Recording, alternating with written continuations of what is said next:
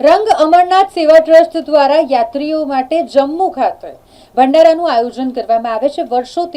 વર્ષોથી તેઓ આ પ્રકારની સેવા આપતા રહ્યા છે। આ વખતે પણ યાત્રા શરૂ થાય તે પૂર્વે તૈયારીઓ રંગ અમરનાથ સેવા ટ્રસ્ટ દ્વારા શરૂ કરી દેવામાં આવી છે।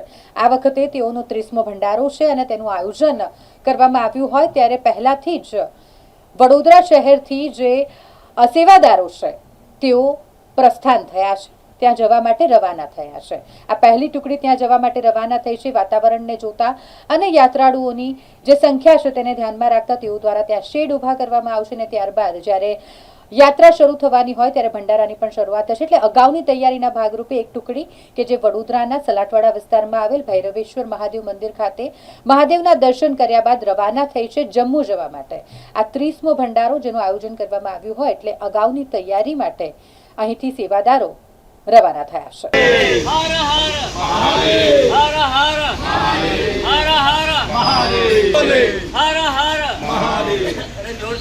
बम बम भोले बम बम भोले हर हर महादेव हर हर महादेव शिव शिव शंभो शिव शिव शंभो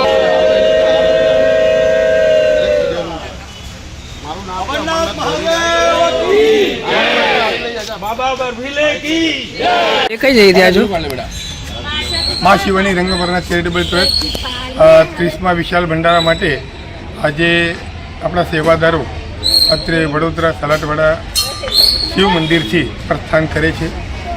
આ જે પ્રથમ ટીમ છે તે ત્યાં જઈને આપણા જે સાઇટ છે બધી ભંડારાના જે સ્થળ છે ત્યાંનું લેવલિંગ કરશે। એના પશ્ચાત ત્યાં જે કંઈ શેડ ઊભા કરવાના છે યાત્રીઓના રહેવા માટે જમવા માટેની વ્યવસ્થા છે દરેક પ્રકારની વ્યવસ્થા માટે આ લોકો વહેલા જાય છે જેથી કરીને યાત્રીઓને તમામ પ્રકારની સુવિધા મળી રહે।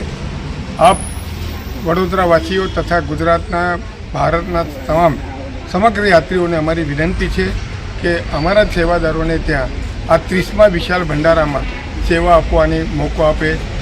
બાલતાલ ખાતે આપણો એક ત્રીજો વિશાળ ભંડારો છે, ત્યાં પણ આપ સૌ ત્યાં પધારો એવી અમારી નમ્ર વિનંતી છે।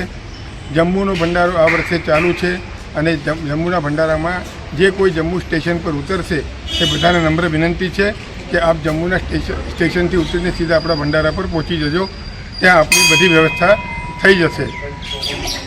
અત્યારે ગુજરાતમાંથી કે ભારતમાંથી યાત્રીઓની સંખ્યા 5 લાખના લગભગ પહોંચી ગઈ છે, એટલે યાત્રીઓ છેલ્લે સુધી આવશે એવું અમારું એ છે।